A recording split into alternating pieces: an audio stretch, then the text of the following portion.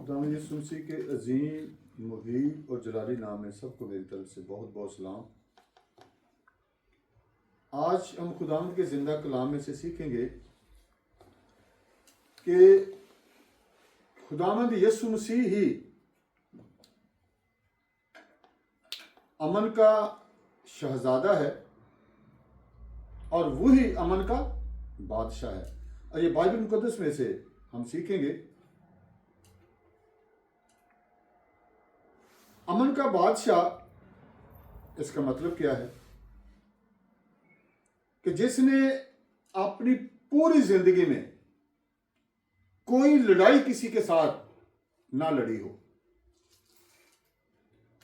ना कभी किसी से कोई बदला लिया हो, ना किसी इंसान के खिलाफ कोई काम किया हो, दुश्मनों के लिए दुआ करने को,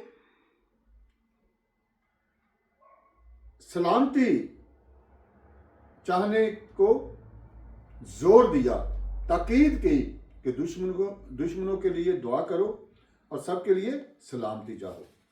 इसका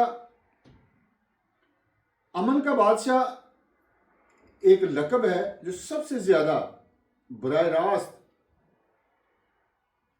कदीम शख्सियत मेल्किज़ेदेक के साथ मुंसलिक है, जो सालम का बादशाह है।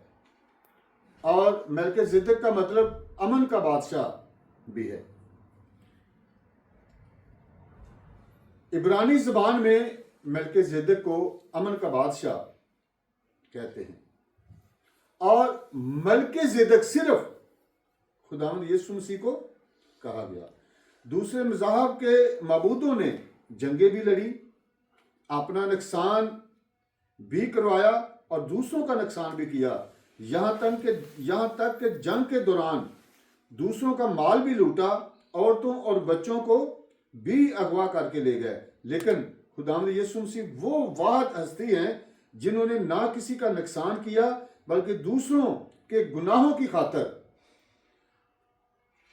हम सबके गुनाहों की खातर अपनी जान को सलीब पर देकर हमें गुनाहों से आजाद किया। इसे कहते हैं अमन का बादशाह और इसे कहते हैं सलामती का बादशाह। हम यशायाह नबी के सहीफा में पढ़ेंगे। यशायाह नबी का सहीफा उसका 9 बाब उसकी 6 आयत कलाम मुकद्दस में लिखा है, इसलिए हमारे लिए एक लड़का तवल्लद हुआ और हमको एक बेटा बख्शा गया और सल्तनत उसके कंधे पर होगी और उसका नाम अजीब, मुशीर, खुदा कादर, अब्दियत का बाप, सलामती का शहजादा होगा। आमीन।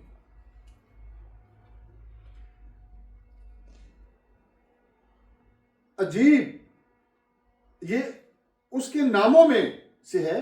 अजीब, अजीब का मतलब हो कि वो काम करना जो आज तक ना कोई कर सका हो, यानी अजीबो गरीब काम करना। और वो खुदावंद यीशु मसीह ने अपनी जमीनी जिंदगी में किए। मुर्दों को जिंदा किया जो आज तक कोई नहीं कर सका, लंगड़ों को चलाया जो आज तक कोई नहीं चला सका, अंधों को आंखें दी जो आज तक कोई नहीं दे सका, सलीब पर अपनी जान देकर कब्र में दफन हुआ और तीसरे दिन मुर्दों में से जी उठा जो आज तक कोई नहीं कर सका। दुनिया के सारे माबूद कब्रों में पड़े हैं। इसे कहते हैं वंडरफुल, अजीब, मुशीर। मुशीर का मतलब काउंसलर भी है, वकील भी है। और बाइबल मुकद्दस जब हम पैदाइश की किताब से लेकर मुकाशवा तक पढ़ते हैं तो बेहतरीन वकील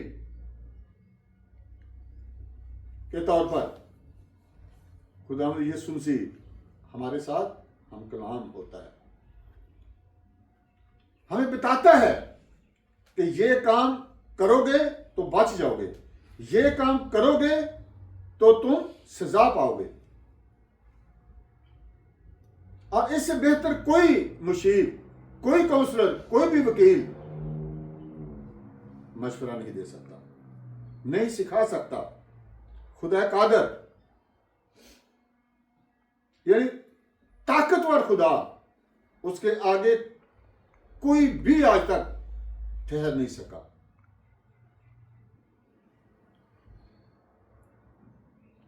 जिसने भी मुखालफत की, जिसने भी खुदा यीशु मसीह के लोगों को तंग किया, तो खुदा यीशु मसीह ने अपनी ताकत, अपने अख्तियार को लोगों पर जाहिर किया। अब्दियत का बाप, एवरलास्टिंग फादर, वही हमेशा तक कौमों का बाप कहलाएगा, सलामती का शहजादा। और वो उसने अपनी जिंदगी से ये साबित कर दिया।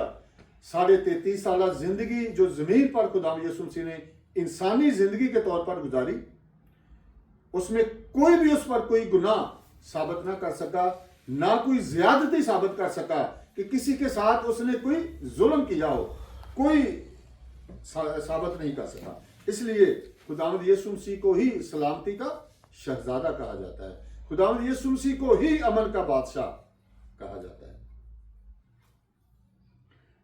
जो अमन का बादशाह है, हमेशा की बादशाही हुकूमत उसकी होगी और वो कभी ना खत्म होने वाली बादशाहत है। 1000 साल एक दिन के बराबर होगा और वो बादशाहत 1000 साल की होगी। जब एक दिन 1000 साल के बराबर होगा, तो जब इसको आप मल्टीप्लाई करते जाएंगे तो इंसान की अकल वहां पे जाके खत्म हो जाएगी कि ये फिगर तो कभी खत्म ही नहीं होगा। यानी हमेशा तक बादशाहत अमन के बादशाह की होगी, सलामती के शहजादे की होगी। पैदाइश 14 बाब, जब उसका 18 आयत हम पढ़ते हैं, जेनेसिस 14 चैप्टर 14 वर्स 18।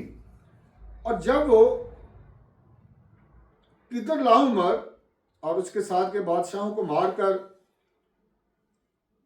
फिरा, तो सिदूम का बादशाह उसके इस्तकबाल को सिवी की वादी तक, जो बादशाही वादी है, आया और मलके सिद्दक बादशाह, सालम का बादशाह, अमन का बादशाह रोटी और मैं लाया और वो खुदा ताला का काहन था।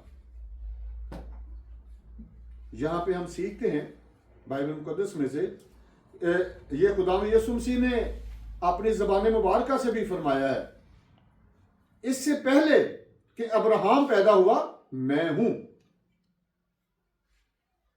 ये अब्राहम जब एक जंग लड़के आए तो अमन का बादशाह जो है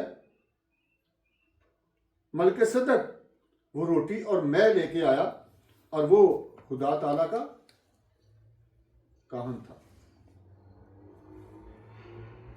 हम खुदा यीशु मसीह को सलामती का बादशाह, अमन का बादशाह, Prince of peace, king of peace और प्रीस्ट भी कहते हैं, काहन।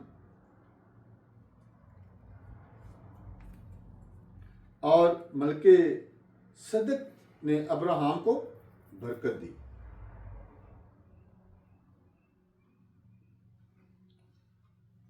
इफिसियों 2 बाब उसकी 14 आयत, पौलुस रसूल का इफिसस की कलीसिया के नाम लिखा खत, उसका 2 बाब उसकी 14 आयत हम पढ़ेंगे। लिखा है, क्योंकि वही हमारी सुलह है, उसने दोनों को एक कर लिया और जुदाई की दीवार को जो बीच में थी ढा दिया। आमीन। मेरे अजीज, ये सुलह जो है, जुदाई की दीवार जो है, वो इंसानियत और खुदा के दरमियान थी। जब आदम और हवा ने गुनाह किया और खुदा ने उन्हें बागे अदन से निकाल दिया, तो वहां पर खुदा और इंसान का रिश्ता जो है, रूहानी रिश्ता, वो टूट गया। और उस रिश्ते को बहाल करने के लिए खुदावंद यीशु मसीह ने जो दीवार एक जुदाई की बन गई थी, अपनी जान की कुर्बानी सलीब पर देकर उसको खत्म किया और इंसानियत, पूरी दुनिया के इंसानों को खुदा के साथ मिला दिया। यह है अमन का बादशाह और सुलह का बादशाह। खुदावंद ने इंसानियत और खुदा की सुलह करा दी। यीशु मसीह ने यहूदियों और गैर कौमों के मानने वालों के दरमियान गहरी बैठी हुई रूहानी और समाजी दुश्मनी को अपनी जान देकर सलीब पर खत्म कर दिया। मौसर तरीके से उन अलामती और लफ्जी रुकावटों को खत्म किया जो लोगों को अलग करती थी और तमाम इंसानियत को खुदा तक मुसावी रसाई फराहम नहीं करती थी। उन सब को खुदावंद यीशु मसीह ने खत्म करके खुदा के साथ इंसानियत का इस तरह मिलाप कर दिया। और ये सुलह और अमन के बादशाह ही का काम था और दुनिया का कोई इंसान ना इसको कर सकता था और ना ही किसी ने किया। मत्ती रसूल की मार्फत लिखी कि खुदावंद यीशु मसीह की इंजील उसका 26 बाब उसकी 50 ऐत से लेके 52 ऐत तक।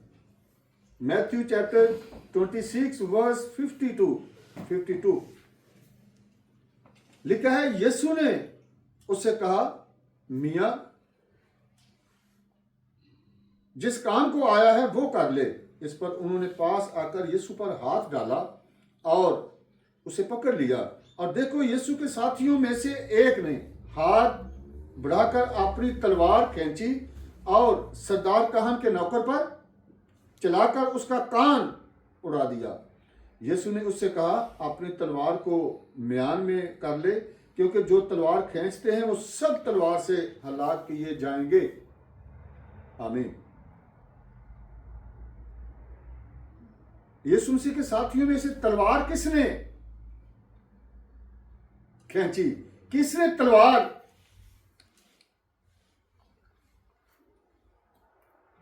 को कस लिया? और ये कब हुआ? जब खुदावंद यीशु मसीह को पकड़ने के लिए आए थे, इसे पकड़कर सलीब दिया जाए। और मेरे अजीज, आप देख सकते हैं कि जब इंसान को सामने मौत नजर आ रही हो और उसके साथियों में से कोई अपनी तलवार निकालकर पकड़ने वालों में से एक का कान उड़ा दे, तो वो तो अपने साथी को शाबाश देगा कि वेल डन, तूने मेरे लिए ये मेरा बदला लिया है। लेकिन खुदावंद यीशु मसीह इस बात पर नाराज हुए। उन्होंने कहा कि अपनी तलवार म्यान में कर ले, यानी वापस कर ले, अपने जहां से आपने तलवार को निकाला वहां पर ही रख दे। और फिर एक बहुत बड़ा काम खुदावंद यीशु मसीह ने किया जो दुनिया में आज तक कोई नहीं कर सका। सरदार कहन के नौकर का कान वहां से उसके जिस्म से उतरकर जमीन पर गिर गया था और खुदावंद यीशु मसीह ने खुद जमीन पर झुककर अपने हाथ से पकड़कर उसका कान उसी जगह पे लगा दिया जहां से वो कटा था। यह है सुलह के बादशाह का काम और यह है सलामती के बादशाह का काम और यह है अमन के बादशाह का काम। उसने अमन और सलामती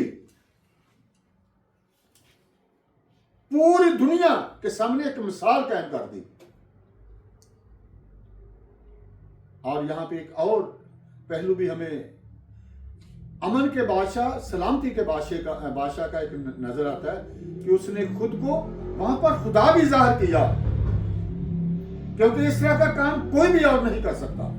अगर आज के डॉक्टर्स करेंगे तो वो पहले बहुत सारे इंस्ट्रूमेंट्स इकट्ठे करेंगे, ऑपरेट करेंगे, फिर वो काम करेंगे। लेकिन खुदा यीशु मसीह ने उसका कान जो जमीन पर गिर गया था वहां से पकड़ा और जहां से वो कटा था उसके साथ जोड़ दिया।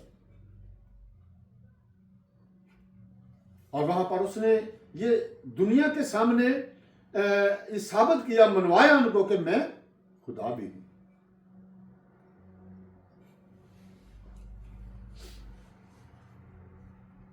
और लिखा है कि जो तलवार खींचते हैं वो सब तलवार से हलाक किए जाएंगे। और आज जब हम दुनिया की हिस्ट्री उठा के देखते हैं तो बिल्कुल ऐसा ही है जो खुदा यीशु मसीह की ज़बान मुबारक से अल्फाज निकले थे, जो खुदा यीशु मसीह के मुंह मुबारक से अल्फाज निकले थे, आज हिस्ट्री वैसा ही हमें दिखा रही है। बड़े बड़े बादशाहों ने, बड़े बड़े जंगजुओं ने तलवारों के साथ लोगों को कत्ल किया और वो खुद भी तलवार के साथ ही कत्ल हुए।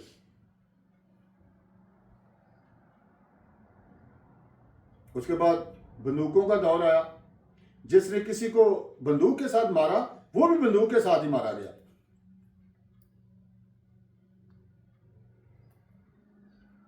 और खुदा यीशु मसीह ने वहां अमन की फिजा को कायम किया कि ना मैं लड़ाई चाहता हूं, ना मैं किसी का नुकसान चाहता हूं। तो खुदा यीशु मसीह ने वहां अमन की एक मिसाल कायम कर दी, सुलह की एक मिसाल कायम कर दी। आखिर पे हम एक और हवाला देखेंगे तो फिर मैं इस पर खत्म करूंगा। मत्ती रसूल की मार्फत लिखी गई खुदा यीशु मसीह की इंजील, उसका 27 बाब, उसकी 50 और 51 दो आयात।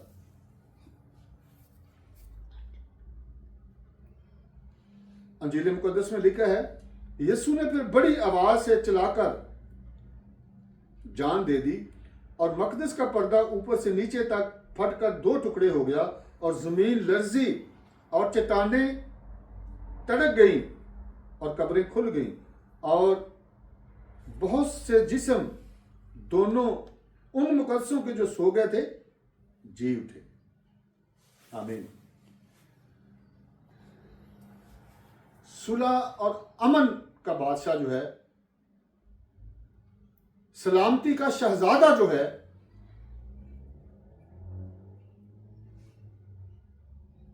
जब उसने अपनी जान सलीब पर दी तो लिखा है कि मकदस का पर्दा जो है वो ऊपर से नीचे तक फट गया, दो टुकड़े हो गया, जमीन लर्जी, चट्टानें तिड़क गई और कब्रें खुल गई।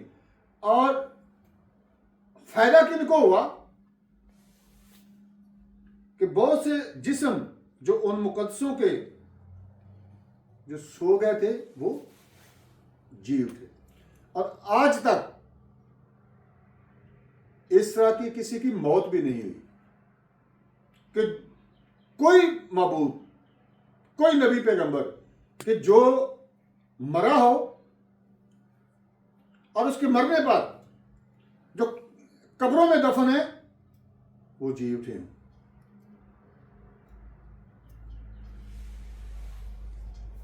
खुदावंद ने यहां पर एक मिसाल कायम की, खुद को खुदा वहां पर साबित किया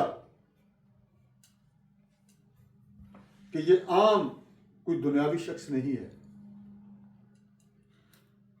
ये खुदा का कद्दूस है।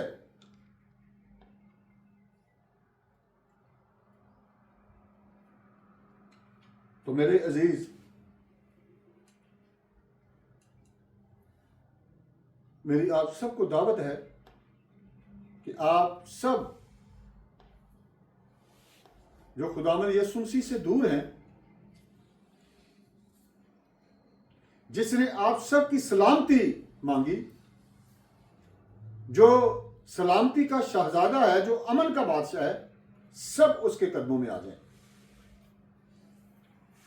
आज वो बादशाहों का बादशाह, सलामती का शहजादा बनकर अपने बाप की दाहिनी तरफ बैठा है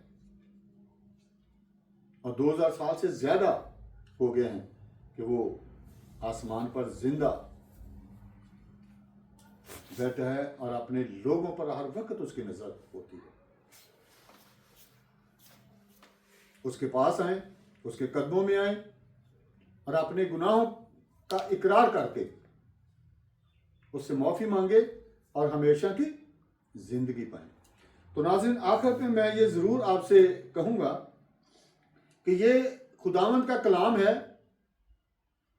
इसको अपने अजीजों तक जरूर शेयर करें और इस YouTube चैनल को भी जरूर सब्सक्राइब कर दें ताकि हर आने वाली नई वीडियो जो है, जो खुदा के कलाम पर मबनी हो, वो आप तक पहुंचे। खुदा आप सबको आज के कलाम के वसीला से बरकत दे। आमीन।